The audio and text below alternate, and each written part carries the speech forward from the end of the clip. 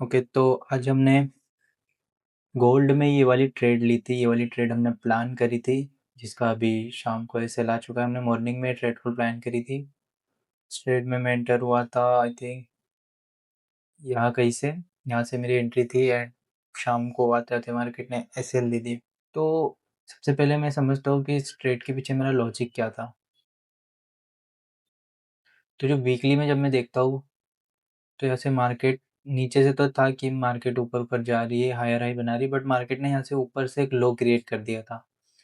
और main point ये था कि इस वाली जो वीक था, इसमें एनएफपी न्यूज़ आई थी और एनएफपी न्यूज़ काफ़ी इंपॉर्टेंट होती है। तो यहाँ पे जो ट्रेड थी वो लो में क्लोज हुई, जिससे मुझे कहीं ना कहीं लग रहा था कि मार्केट यहाँ से फर्दर फॉल कर सकती है।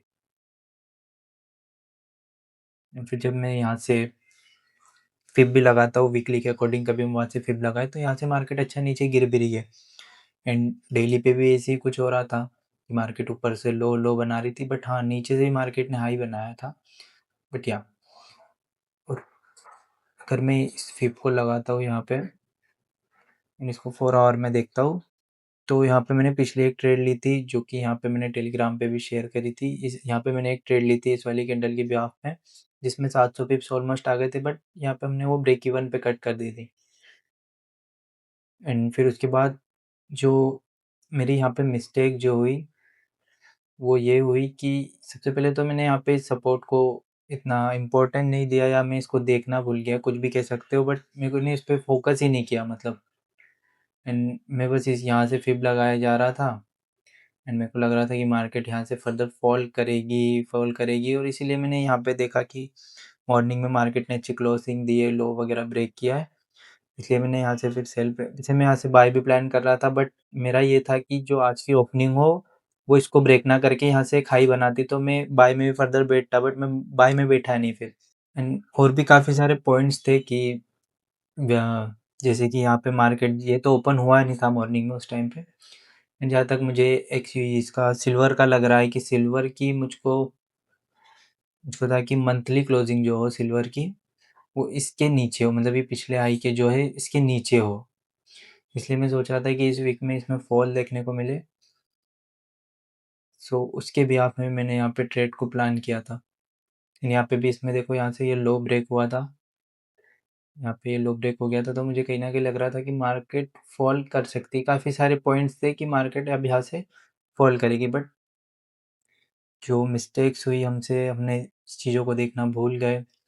यहाँ पे हमने इसको ओपन नहीं किया। कई बार ये होता है कि ये जो forex.com का चार्ट होता है, ये 1 घंटे बाद क्लोज होती है इसमें 4 आवर की, और जब 4 आवर की क्लोजिंग दोनों में ही सेम दिख रही है, यहाँ पे भी, तो ये मैंने कहीं ना कहीं नोटिस किया है कि ये जोन गलत होता है, यहाँ पे ट्रेड ही मत करो।